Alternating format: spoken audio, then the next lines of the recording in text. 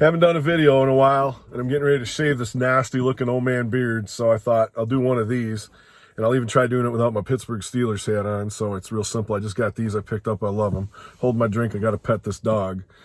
But got another lesson from some of my students, and I've always said they're still going to teach me more than I ever teach them.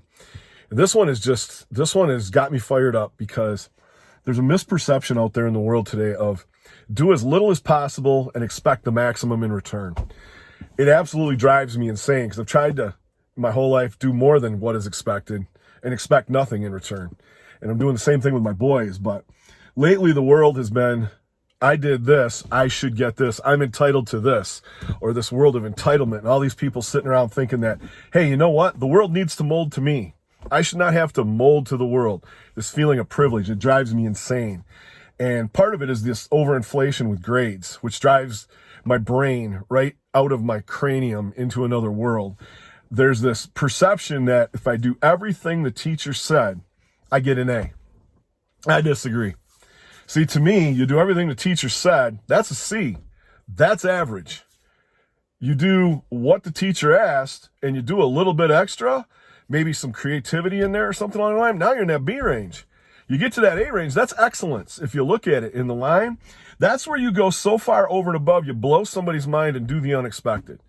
But no, everybody deserves an A, and it's almost like that participation thing. But then when we look at those wonderful, you know how I feel about test scores, compared to the grades, the test scores are way down and the grades are way up. And I know a couple of my buddies of mine, some are in administration. Grade inflation is a disease. I think grades are a disease because they can be so objective when it comes down to it. But what I'm looking for is simple. A couple of my students a while back, one of them, she was one of those quiet kids in class. She was amazing. She took speech class. And I know somebody out there, if they happen to watch this, will know immediately what I'm talking about. For her final exam in my class, it was storytelling, and she told the story of the Wizard of Oz. Now, for a girl who was so shy, so quiet, rarely ever talked in class, to get up and do the Wizard of Oz in 10 minutes with masks, sound effects, even sang the O-E-O, had the class doing it. She got a standing ovation when they were done. It blew me away. That's an A to me. Remember that, Hodges? Just so you know. The other one was, I still remember this young man who let his actions speak so much louder than his words. He was one of Cahoon's boys. He was a runner, did cross country, did track. Came in and used to lift with me in the morning when I had the boys in for 5 o'clock weight training, had the morning crew. And we had this one cycle for 6 weeks that if you missed or you came in late, I had a special gift waiting for you. It was half your body weight in squats for 100 reps. No questions asked. You whined and complained you did it twice before you're allowed back in the gym. Well, he showed up about 20 minutes late one morning and everybody was kind of looking, going, oh boy. So he gets all done. Just happened to be leg day.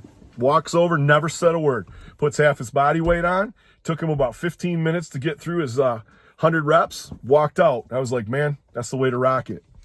But then the bonehead shows up late for my first period. And I'm looking at him going, are you kidding me? Late for training, late for this. All he said, I'm sorry, sir. And he went and sat down. I didn't ask for any excuses how long it came, but I chewed his butt pretty good. Well, come to find out, that same kid, his car broke down on his way into weightlifting about 3 miles out.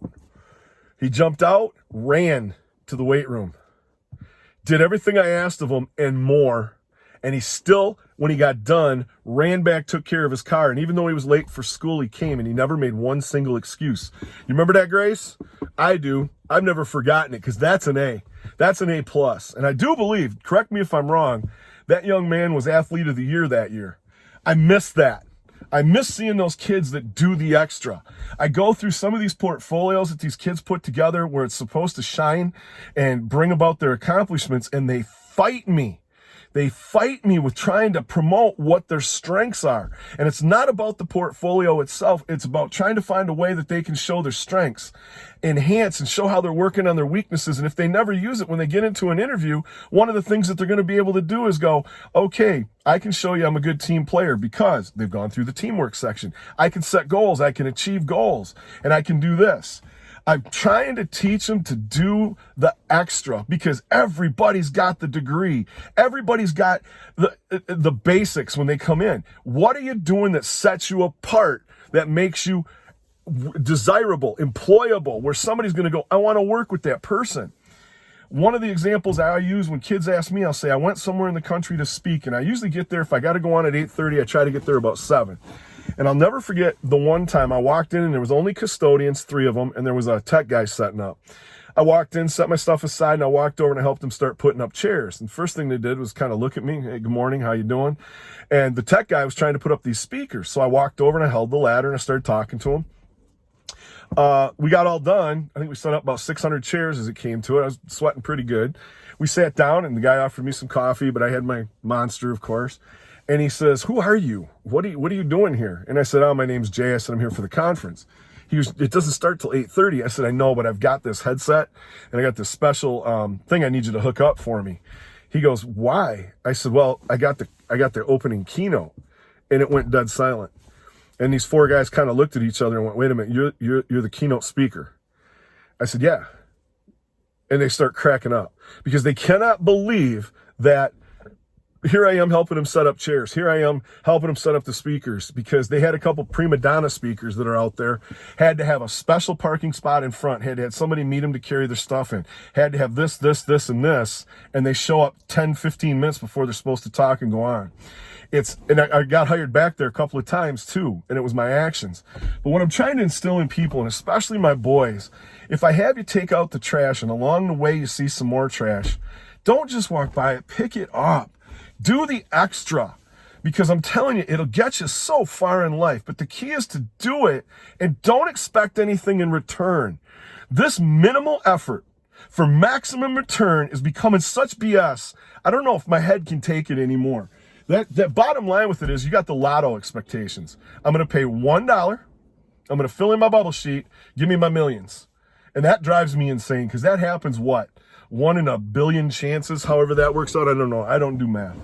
I was kind of fired up today, some things that happened, and I know this week's been a rough one for a lot of people, but I look at the expectations of minimal effort. I want maximum return. Do it, switch it around just for a while. Switch it around just for a while. Give it maximal effort. Don't expect anything in return, and watch how different life turns for you, because words mean jack. It's about actions. I'm a little fired up, so I'm going to head out of here. I'm going to go shave. I'm going to walk my dogs, play around with my kids. We got new Nerf guns, so my name's Jay.